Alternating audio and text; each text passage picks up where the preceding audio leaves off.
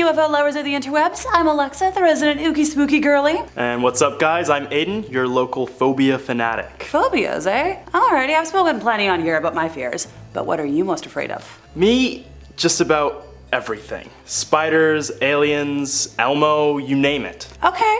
Maybe not so much that last one, actually.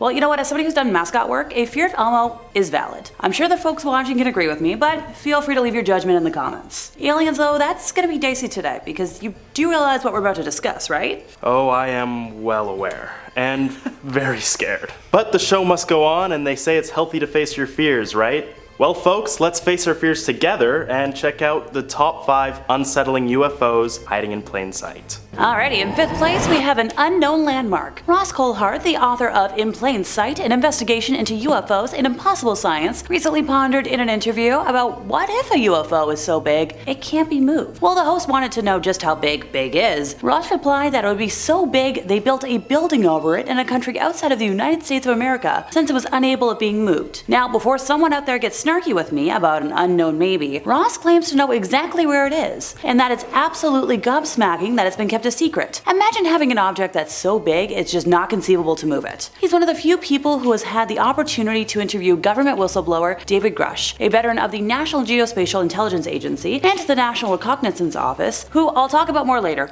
I promise. Question for you folks out there. Which landmark do you think could be hiding a UFO? Ross seems to be keeping tight-lipped, but I'm going to guess the Tower of Pisa, since that would explain, why it's never been able to stand straight, outside of the simple, poor foundation reason. Let me know in the comments what y'all think. I'm sure someone out there knows more than me. Coming in at number 4 are the Las Vegas, Nevada aliens. While most people know Nevada for its scorching deserts and high temperatures, or maybe they know it for the Vegas Strip, its vibrant nightlife, and surplus of casinos, I know Nevada for the fact that it's home to none other than Area 51. If you don't know what Area 51 is, it is a highly secretive and classified United States Air Force facility located in the Nevada desert. The site's purpose has yet to be disclosed to the public, with much of its activities being shrouded in secrecy. Due to various theories and claims, Area 51's true purpose is to research extraterrestrial activity, UFOs, and to even harbor alien life and technology. So when a bright green space object lights up the sky and lands in someone's backyard in Nevada, it's hard not to assume aliens. And that's exactly what happened on April 30th of this year around 11:50 p.m. in Las Vegas. Footage from police body cams shows the supposed UFO beaming low across the sky. Several people across Eastern California, Nevada, and Utah reported seeing the flash during its brief descent. After seeing the light, officers were quick to receive a call from the landing site, the backyard of a Nevada family. Family would describe whatever landed in their backyard as nearly 10 feet tall, with large eyes and inhuman features. They noted 2 of these creatures, one standing outside and the other indoors. The fearful expressions on the family's faces in the body cam footage suggest that this close encounter of the third kind was no prank. However, footage of the backyard has been removed for the sake of the family's privacy. But it seems that the aliens were gone before police could get to seeing them anyway. As the officers left the scene, one of the witnesses said he was uneasy spending the night at home after what he'd seen. And I'm with him. I don't know about you, but if I saw 2 8 to 10 foot aliens in my backyard, I'd probably move houses. No, cities.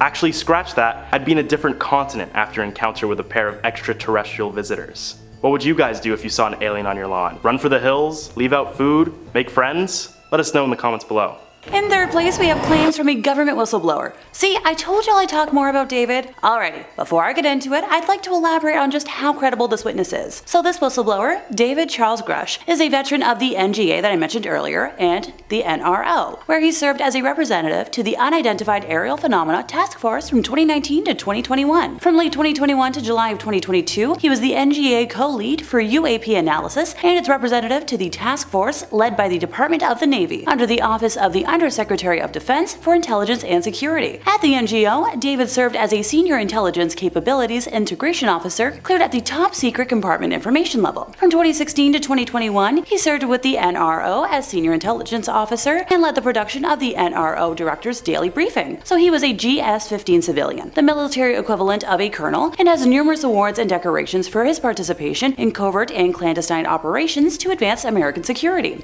David said the recoveries of partial fragments through and and up to intact vehicles have been made for decades through the present day by the government, its allies, and defense contractors. He said that the craft recovery operations are ongoing at various levels of activity, and that individuals on these UAP programs have approached him in his official capacity and disclosed their concerns regarding a multitude of wrongdoings, such as, illegal contracting against the federal acquisition regulations and other criminality and the suppression of information across a qualified industrial base and academia. Associates who vouched for David said his information was highly sensitive, providing evidence that materials from objects of non-human origin are in the possession of highly secret black programs. Wow. Multiple government witnesses to boot. Although locations, program names, and other specific data remain classified, the Inspector General and Intelligence Committee staff were provided with these details. Analysis has determined that the objects retrieved are of non-human origin, based on the vehicle morphologies and material science testing and the possession of unique atomic arrangements and radiological signatures. The investigation was centered on extensive interviews with high-level intelligence officials, some of whom are directly involved with the program, and they corroborated his information. David is certain that the information has been illegally withheld from Congress to intentionally thwart legitimate congressional oversight of the UAP program. He has also filed a complaint alleging that he suffered illegal retaliation for his confidential disclosures. In his statements, David claimed that UFO legacy programs have long been concealed within multiple agencies nesting UAP activities in conventional secret access programs, without appropriate reporting to various oversight authorities. According to the unclassified complaint, he had confidently provided classified information to the Department of Defense Inspector General concerning the withholding of UAP-related information from Congress. Christopher Mellon, who spent nearly 20 years in the U.S. intelligence community and served as the Deputy Assistant Secretary of Defense for Intelligence, has worked with Congress for years on UAPs. He has mentioned that a number of well-placed current and former officials have shared detailed information with them, including the location where a craft was abandoned and recovered. He claims the reason more folks haven't come forward is due to a lack of trust in the leadership of the All-Domain Anomaly Resolution Office established by Congress. The assumption that the United States alone has bullied the other nations into maintaining the secrecy for nearly a century continues to prevail as the primary consensus amongst the public at large. So you're telling me that credible US government officials have been adamant that the government is hiding things? And we're just talking about this now? For second, we have a doozy. Alien marbles found on the ocean floor. So to really get the full picture, let's rewind a bit. The date is January 8, 2014. Life is good, Apple Watch hasn't come out yet, and more importantly, there are no UFOs in the sky. That is until CNEOS 2014-01-08 crashes into the Pacific Ocean near the northeast coast of Papua New Guinea. Its strange shape baffling scientists and causing concern. Skip ahead to 2019 and the object is finally found at the ocean floor and classified as an interstellar meteor, which pretty much means it's a meteor that comes from outside our solar system. However, interest in the object did not end there, as in 2022, Harvard astronomer Avi Lieb would go on to suggest that this meteor is more than meets the eye. That the meteor was not of natural origin, but in fact a discarded piece of extraterrestrial technology. He came to this conclusion after finding out that interstellar meteor was both incredibly rare in both composition and speed, as the object was physically tougher than all known meteorites, including those made of iron, and it moved faster than 95% of nearby stars relative to the sun, which is pretty fast.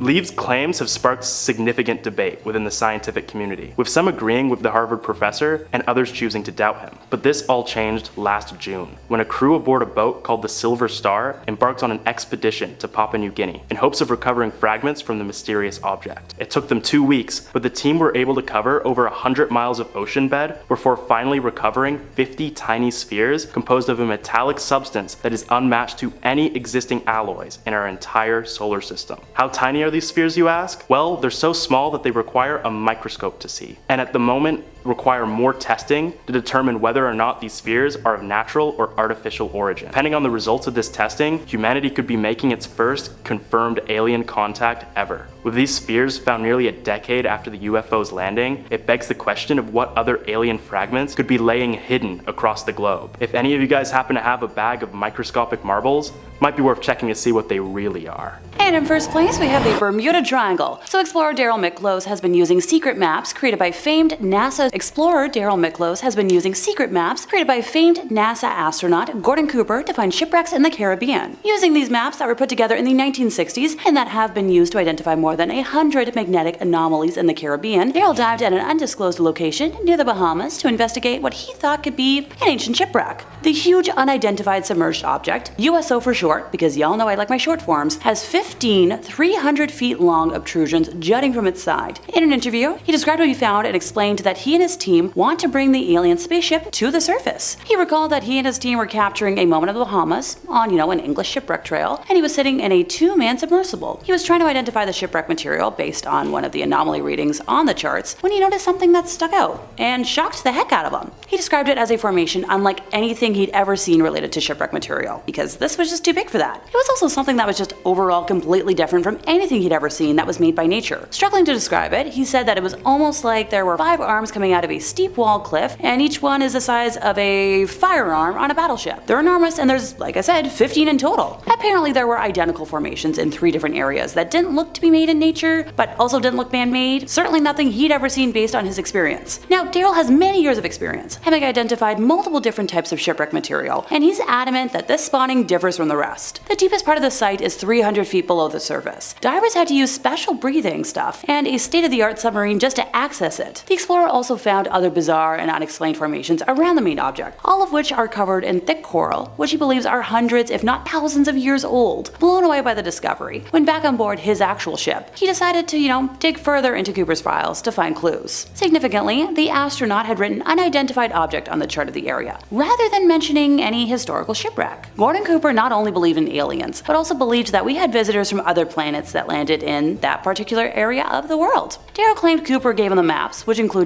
those detailed charts and exact coordinates, but this was after the man passed away in 2004. Daryl has stated that he simply wants to investigate the unknown and see what it is, because it may be nature-made, just a freak of nature, but given its placement in this particular part of the Caribbean, and given what, Gordon had told him about visitors from another planet, and the things that he's seen, he thinks it's definitely worthwhile investigating. During his post-NASA career, former US Air Force, Cooper, became well known as an outspoken believer in UFOs and claimed the US government was covering up its knowledge of extraterrestrial activity. He called for a top-level coordinated program to scientifically collect and analyze data from all over the Earth concerning any type of encounter, and to determine how to best to interface with visitors in a friendly fashion. He revealed that every day in the United States, their radar instruments capture objects of form and composition unknown to this world. Daryl said that Cooper often told him stories of UFO sightings, and believed a lot of the world's technological advances had been passed on to governments by messengers from alien planets. But as for Cooper being a UFO nut, Daryl couldn't disagree more, describing him as a close friend who was of sane mind that wanted nothing to do with a lot of conspiracy theorists and UFO